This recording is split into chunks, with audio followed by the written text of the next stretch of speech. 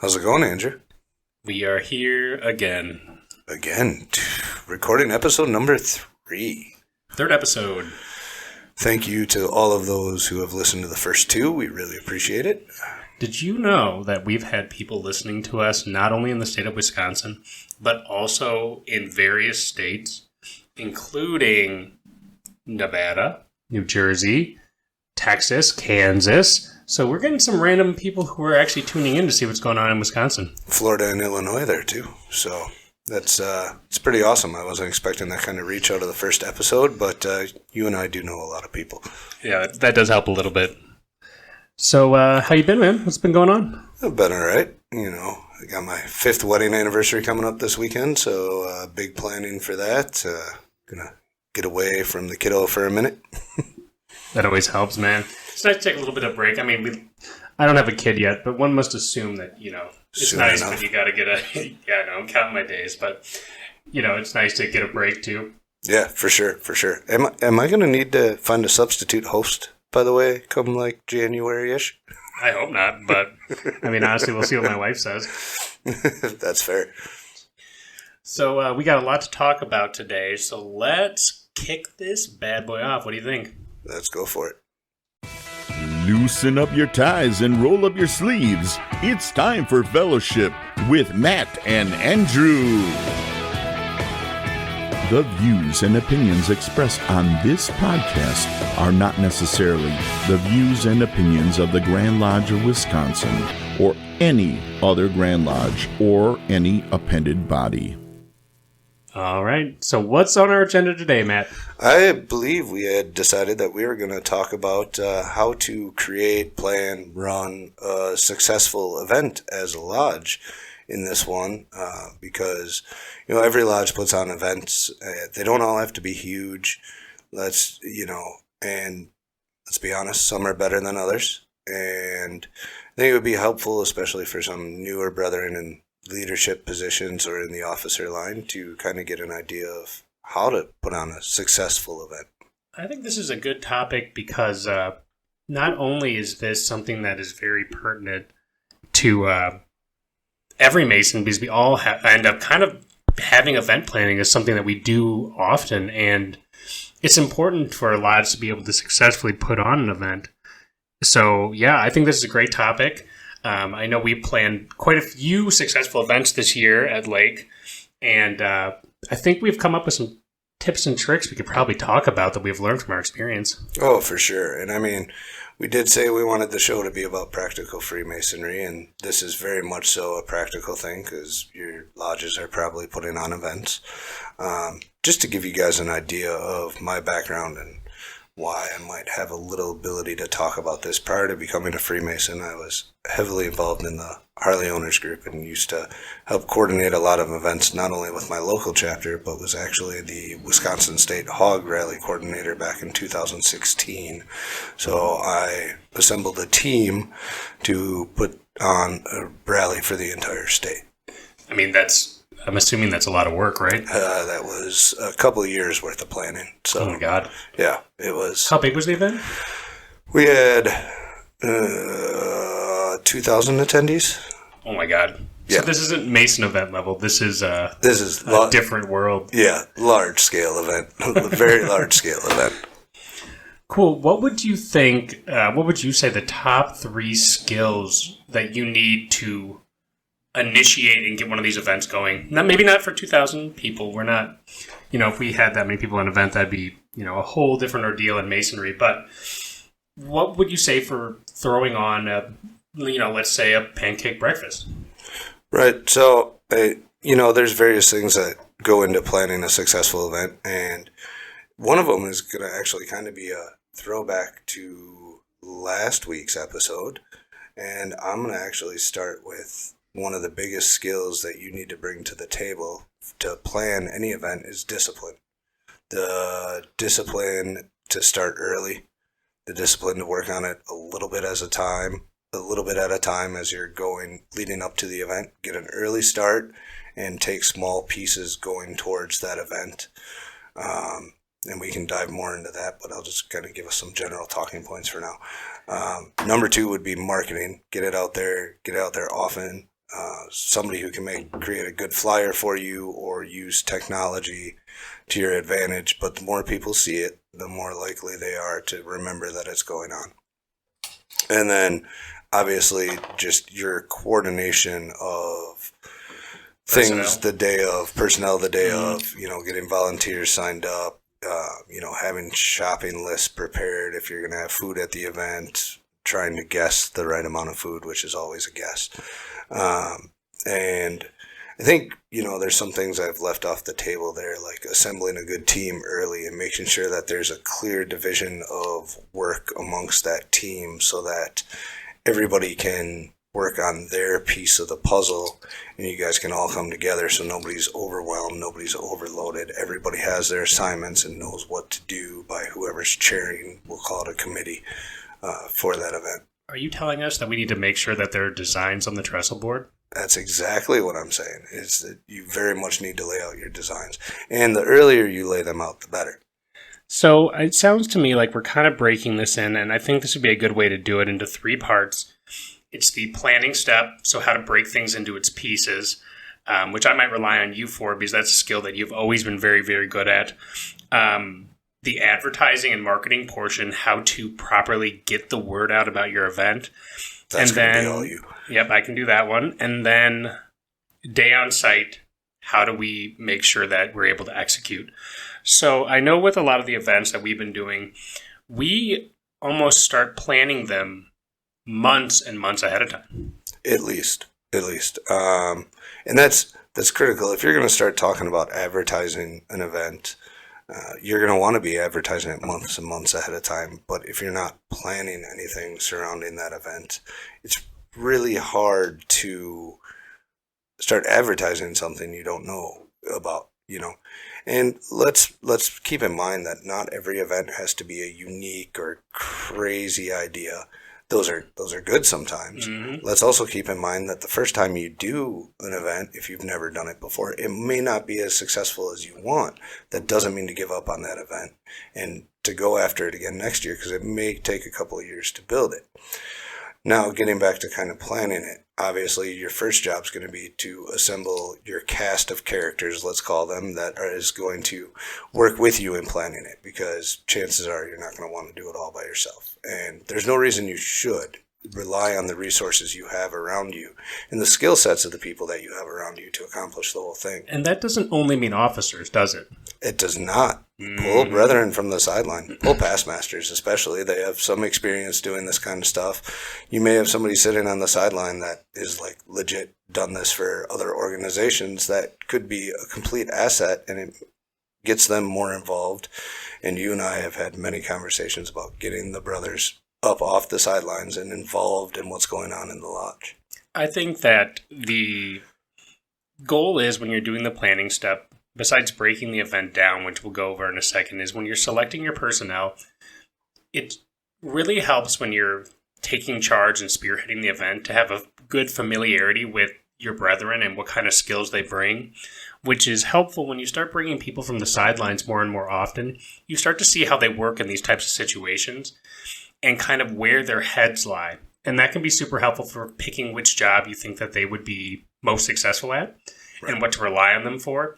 And you also, on the other side of things, you can find brethren that you got to maybe be careful with the responsibility too, because if it's too crucial of a job, certain brethren might not be up to the task. So it really takes good leadership to weigh those and still find a way to include people, but to make sure that people who need to be in big spots are in the big spots to kind of deliver on whatever the event needs. Right, exactly. And so piggybacking off of that, we'll start jumping into like kind of how you want to round out like a committee if you're going to do one. All right, let's use the example. It's a pancake breakfast. This is one that we all have on our calendar, so we can use this as a good example. Pancake breakfasts are actually great examples because they're very multifaceted, right? Mm-hmm. So obviously you have the planning, the date, the time, everything else, but you're going to want to set early, like we said. Get the word out early too. So you can advertise and get the word out early. Then realistically, you want to break that probably into 3 people, maybe 4 to work on it, right? As far as the planning committee goes? Yeah, as far as the planning committee goes. It can help to have people bounce ideas off of too. Exactly. And, hearing other people's ideas is always very helpful, and having multiple voices in the room is really good. But you're also going to want to do that because you're going to have your committee chair who's just going to be involved in the general organization of the event. Here's what we need to accomplish. Who's going to take on what task, right? And leading the team and organizing that team to get there, and maybe taking on small pieces of the work themselves. Mm-hmm. But then you need somebody who's going to plan for the food, somebody who's going to plan for the volunteers, somebody who's going to figure out, do we want to decorate for this event? What does the setup look like? How many tables, chairs, everything else are we going to need? What time are we going to start setting up? How late should we tell and work with the volunteer coordinator on how early and how late people are going to have to be here realistically for setup and teardown? And because that all becomes a factor. And I think that's often overlooked is what your timeline actually is. Yes, your event runs from 8 a.m. to 10 a.m. Mm-hmm. But realistically, if people are going to be there the whole time, they're from 6 a.m. to noon, or depending on your number of volunteers, maybe longer, maybe shorter. How many people are you going to need cooking? How many, what time do you need to start cooking? There's so many different facets that go into it that if you have 3 to 4 people to help you plan all that, and maybe, especially if you're somewhat inexperienced in it, this way it can give you a better direction. And are you going to nail it the first time? No. But if you've been doing a pancake breakfast for 5 years, you pretty much know exactly what time you got to start cooking and exactly what time you're going to be done, mm-hmm. Or you go through what we're going through now with ours suddenly seeing exponential growth. Yeah, that was tough. I wasn't there, but I heard it was tough. It was tough, and you're going to be there this year. Uh-oh. But you need to plan for the eventuality of it getting bigger. So the better foundation you lay. Lay. Yeah. Oh, yeah. It's been a long day. The better foundation you lay in the beginning, the stronger that event can be in the future. And if it's a current event you got going on and you feel like the foundation isn't strong, go in and fix that foundation now. And set up the committee. Stop doing it in an echo chamber. And with the committee, too, I know that we do a pretty good job here, but it's an important thing to always remember to set very clear expectations with the committee members as the chairman. So it's really important to be this is what is expected of you. Because you'll find that not everyone will necessarily think outside the box and be oh, he said this, but I know what we need. So I'm going to go out of my way and do that and read their mind. Some people need very clear direction. And in that case, it's really important to give them that clear, defined, this is what I need from you, so that they're able to understand how to deliver on that for you. And that pays off in the long run, too. Yes, exactly. And I think the other important thing for any committee to remember, regardless of what you're planning or if you're just a general committee, is regular communication is important. You need to constantly be communicating with each other. And that person that's the committee chair needs to be reaching out to everyone on a regular basis. Yep. Looking for status reports, looking for, hey, just a reminder, here's what everybody's supposed to be working on, or just a reminder, this is how many days out we are from the event, where's everybody at? And setting timelines too, this is due by this date can really help people understand kind of that expectation too, because if you just say, hey, sometime, then you're going to get it sometime, but right. If you need it at a certain time, you really got to set that in advance to give you enough time as the organizer to make sure you have everything you need. Well, and it doesn't even have to be necessarily a strict deadline. You could go as far as saying, hey, in the next couple of weeks, I would like to have this. Mm-hmm. I would like to have the estimate for us to buy this signage, this, somebody creating a flyer, whatever. But set the expectation that you want that stuff in a timely manner and that this stuff is important. And, the more you do that, the better your event's going to go the day of. You're going to be less stressed because you've planned ahead and you have multiple people who are able to understand the breadth of the event as a whole, and thereby they can all step in and help out in various pieces that they may need to step in and help out with. I think that makes a lot of sense. And I think the key points that are really important to take away is those little things that people always forget. Make sure you give yourself enough time to set up, because I've been run against the clock before, and you know what? No one's having fun when you put against the clock. So find a way to really let people know what time they're needed in advance, so that if they need to make arrangements to make that time, or if they may not have the arrangements available, you can find suitable replacements to make sure that you have enough time to do it, that you set a committee, that you make sure there's clear expectations, and that you do things in incremental planned steps instead of kind of rushing it together the last minute. Right, exactly. And let's also keep in mind, all of our calendars are pretty busy these days, especially us Masons. We have very busy calendars. There's a lot of things going on in Masonry in Wisconsin, and we have our personal stuff as well. So the sooner you can set those dates and times for stuff, and the sooner you can get it on people's calendars, the more volunteer response you're going to have, and the more attendees you're going to have. It's almost like the Grand Lodge asks a Worshipful Master for his calendar at the start of his year or something, right? It is almost like that. I wonder why that is. It could be a little bit of a nudge in that planning step. I do want to take a moment to do a light plug. So I'm going to address two different people. To the new Masons who may be listeners, if you have ideas for events, do not be afraid to start to get buy-in for your lodge to try to do new and interesting things, because not only is this a great way to get involved in your lodge and kind of create something for your brethren, it's a good opportunity to innovate and grow and kind of, if things can get stagnant at times, and when you want young people to come to your lodge, you need things that actually draw them. So if you're doing an event that you've been doing for 75 years, that's great. But if every single event you have you've been doing for 75 years, then there's no variety. So it's important as young Masons, I think, to think of cool ideas and to actually take your part in the lodge of being a worker and an idea maker. And to the past masters, let them do it. Support your brethren. Make compromises. Sure, there's some events lodges have that will never go away. These are their staple events that are well loved. Those should not go away. But when somebody comes up with an idea who's a new brother, help workshop it. Do not shut it down right away, because if you want brethren to stay in your lodges, they need to have an investment in that lodge. And one investment is that they help put on a really cool event. And worst case, try it for a year. And if you kind of feel it out and you go, I don't know if we really want to run that event back, fine, you gave it a shot. But who knows, because you'll find some of those events might be that next 75 years from now, one of those events that was started 75 years earlier. You won't know if you don't try it. And there really is, there's very few legitimately bad ideas. Every idea is workable, and there's a way to try a lot of things. Yeah, okay, there might be constrictions on super expensive events, just because you might not have the money to do it. But is there a way to do that event on a smaller scale that won't cost as much, just to try it and see how it goes? Yeah, I agree. So let's talk now about what I want to talk now. And I was talking a little bit a second ago, but I want to talk some more. I want to talk some more. So I want to talk about advertising and marketing and social media. So one key to an event is, if you want an event to go well, you need people to show up. So we were just talking about planning. The first step is make sure that event is in front of people's eyes early enough that they can actually make time for it.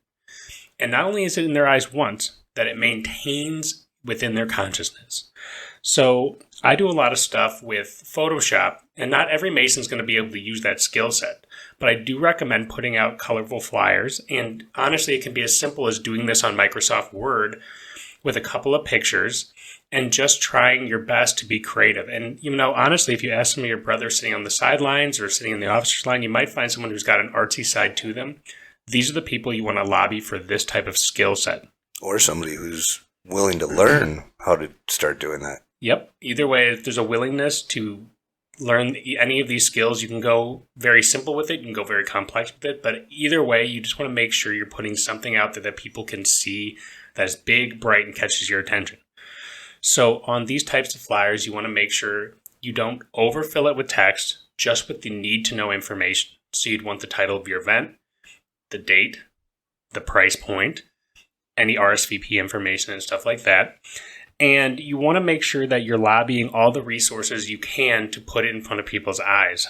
So if you don't have a social media account, I would highly recommend you get one, because this is really one of the best ways to get this out there to people.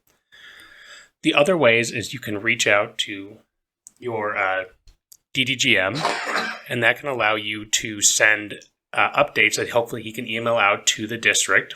Another great resource to use is letting the Grand Lodge know to put it there, and also you can reach out to the Masonic Journal to put events in there as well. And you really want to do all of these things every time you have an event, and you really want to start promoting it more heavily about 3 months in advance. And then as you get closer, probably once a month, you will continue to repost that event up to the week before once again. So you really want to make sure you're repeating this so that people are constantly seeing it, because, there's a lot going on and it's easy to forget stuff. There is always a lot going on, and it is really easy to forget stuff. And the more people see it, the more it just sticks with them. I can't emphasize that enough. And all the biggest events we've had, I remember we were using the example of a pancake breakfast, and at Lake Lodge we do a breakfast with Santa event in December that has Santa Claus, pancakes, etc. And we were promoting it out the wazoo on Facebook, and we weren't on this event is open to the public, so we weren't just posting it on Wisconsin Mason areas, we were posting it on the neighborhood pages as well to get the word out into the public. And how many people do you think you said showed up? Oh man, we had a lot of people. We doubled attendance, I feel like, at least. We served 80 plus plates worth of food, I want to say. I thought it was over 100. I think it was over 100. Didn't you have an alderman show up? I think we did, yeah. I want to say, I think you're correct, is that it broke 100 and had various people show up, lots of kids. It was really well attended. And now the nice thing is you get that event that's well attended. Now you get word of mouth from all the people that were at it saying it was a good event. Now you get all the people that saw it on social media or any of the other advertising means that you use, and what Andrew just talked about with promoting, that remember having seen it last year, even if they couldn't make it, see it again this year, and they're like, oh, they're still doing that. Cool, let's go. Or the people that did it last year see that it's happening again, and they're like, we are absolutely going to that because it was a good time. Yep, and that's the key to the building. So a good example being when you're building an event, the first year it might not blow up and be like, wow, we knocked it out of the park. It might happen, but that's like a huge gamble.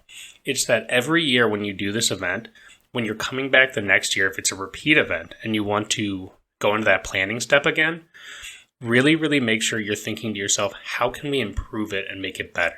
Don't just say we'll do it exactly the same way. Always think of new ways, as long as there's not, an extensive cost to making it better, but to just find ways to improve it and up the standard and up the event, because you're kind of like you're building your little event temple.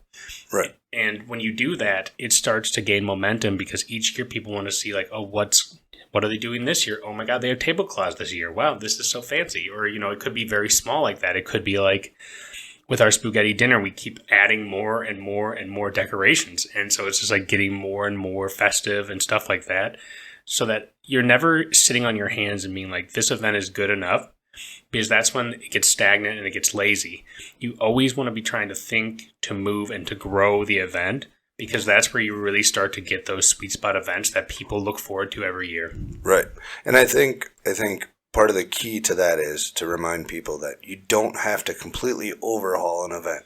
You don't have to completely change the entire event from one year to the next. You can add a small piece every year.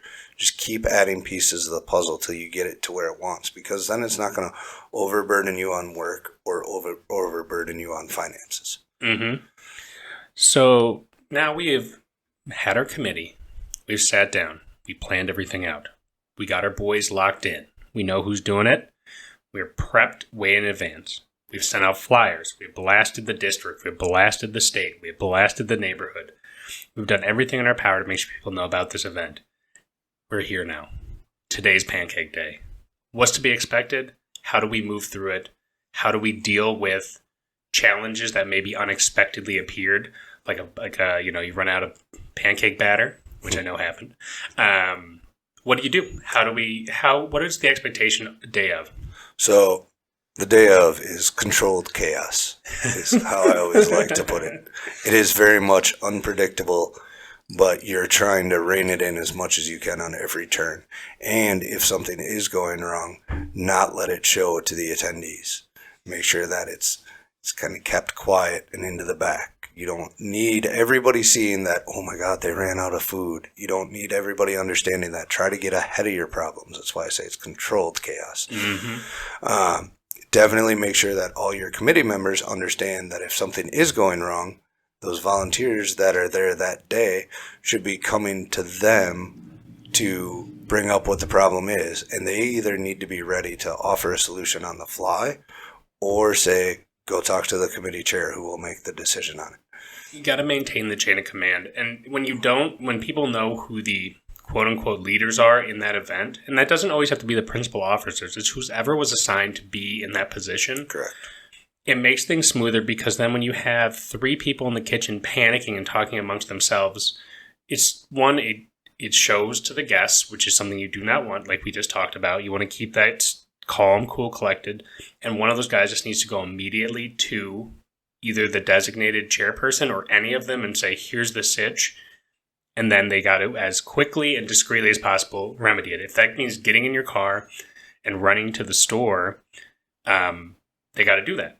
Right. And that doesn't mean they need to get on a table and scream to the entire event, we're out of pancakes.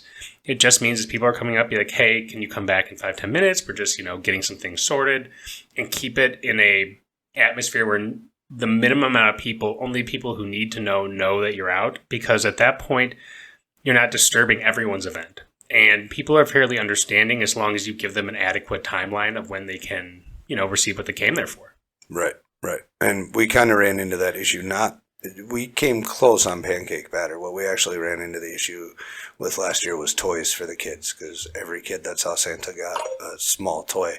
So that was where we were running out of stuff. But, it's very, very important that, these committee members, if possible, if you have enough volunteers, in a perfect world, your committee members aren't assigned to a specific task day of. Mm-hmm. They're not the ones cooking. They are there to assist with wherever needs help and kind of be a floater, or they're there to deal with issues that arise as they arise. So you want those people to be available, at least one of those people to not have a specific task, to be available to fill in where needed, help where it's getting backed up, or go run and get more stuff if you need to, or clean up all the juice that just got spilled on the floor, mm-hmm. whatever it may be. It's because you don't want them locked into a station that they can't leave and then put the burden on someone else to cover for them. That's why you'll see these people are usually the ones who are jumping between things, and then when they're between things, they're working the floor. So they're kind of walking around, mingling with people, chatting, and they're socializing and making sure people are having fun, but really they're kind of surveying the situation, keeping a pulse on the guests, trying to kind of pay attention. Do tables need bussed? Are people having issues with my pancakes, somebody put salt in them, and he's like, oh, we gotta make a judgment. So he's kind of the eyes and ears on the floor to catch things as early as possible, and also to redirect staff where needed, and to maintain the organized chaos. So that's why he can't be locked into a kitchen unless one of those chairmen's job is to be the kitchen manager. Then he wouldn't be the person you would go to, because that's where he's locked into. You need at least one person who can float and kind of make sure everything goes well. And that's usually the chairman. Oftentimes, because usually he has the highest vision of the entire plan, and it's kind of in his head how it should be running. So that's the man that you don't want to lock into a seat. You want him to be able to move around and jump in the kitchen if needed, go clean up some juice if needed, go make sure Santa, is got enough presents, et cetera, et cetera. And that person is kind of the make or break on what can make a good event, is his judgment and his ability to keep that pulse on what's going on. Right. And it's very important. It really is. He's also the person that can give people breaks if they need it, which is also another important facet. And don't forget to take care of your volunteers the day of. If it's an outside event and it's hot, make sure you have water for them. Mm-hmm. Make sure somebody's going around and offering them water. make sure they're getting a break if they need a break, especially if they're like doing the cooking at like a pancake breakfast, even inside. Somebody's over a hot griddle the whole time. See if they need to get off that griddle for 5-10 minutes, cool off, grab some water, maybe eat a little something themselves. But, have somebody that can relieve the people that are working if they need a break for a few minutes. And at the same time, don't forget as that leader, give people praise. Yes. They're volunteers. Give them praise. Don't just sit there and bark orders only. Make sure you're making your rounds to tell them how good of a job they're doing. They're volunteers. They don't get paid. They're paid in praise. So you make sure that when you are going around and you're making those rounds, to kind of boost people's morale, be like, you guys are kicking butt out here. It's awesome. Everything looks great. Continuously layer that on. And then after the event, make sure they get recognized for their work, because not everyone needs recognition, but it always feels good. Agreed. And make sure you thank them the day of too. Make sure you're thanking your volunteer corps. They're making this event a success. You laid the foundation for it to be a success, but the people working that day are the ones who determine whether or not it's going to be successful. That's true. That is big true. And I think that's really important. So at the end of the day, moral of the story here is make sure you plan in advance. Do not get lazy. Make sure your chairperson is someone who's up to the task of handling this event. And you don't have to put the same chairperson on all of your events. Hand out your work as the master to a variety. You can do a variety of committees. Right? I would venture to say you shouldn't have the same person chairing all your events. You should give other people the opportunity to chair events and head up events, and if it's somebody who's new, who's just getting their feet wet, give them one of the smaller ones. Let the experienced people take the bigger ones. But you can't throw somebody into the deep end right away if you don't teach them how to swim in the shallow end. I mean, and that happens so often in Masonry, is that there'll be people who step up and they get relied on for everything. And then if that person, for some reason, is, on a cruise, suddenly you don't have anyone who's qualified to back them up. So it's really important that you do delegate that kind of work out to help build our brethren's leadership skills, because that's one of the biggest byproducts of Masonry is the leadership skills we gain within this organization. So when you're giving these opportunities, especially for smaller events, to a Mason who's maybe been on the sideline 3 years, and you're like, hey, we're looking for someone to head up this event. Can you take that job? It really can mean a lot, because it shows your confidence in that person, but it also gives him the opportunity to bond with his brethren and to plan and to work and have an investment in his lodge. And when you have that, those are the people who stick around because they feel like they contribute and they feel like they're part of this bigger mission that the lodge is up to. Couldn't have said it better myself. Well, I think so. Let's just put it together. Plan. Plan. Advertise. Don't forget to advertise. If nobody knows your event is going on, nobody's going to show up. And then, last but not least, controlled chaos. Controlled chaos. And you know what? I want to add one more thing. As the committee chair, or whoever's going to be the primary floater for that day, just remember, not everything's going to go smoothly. And you're going to run into issues. Don't let them get you frustrated or flustered. Roll with the punches and do what you can to correct the issue. I couldn't say it better myself. So, you want some news? Yeah, let's do some news. Let's do some news. Hold on, give me a second here.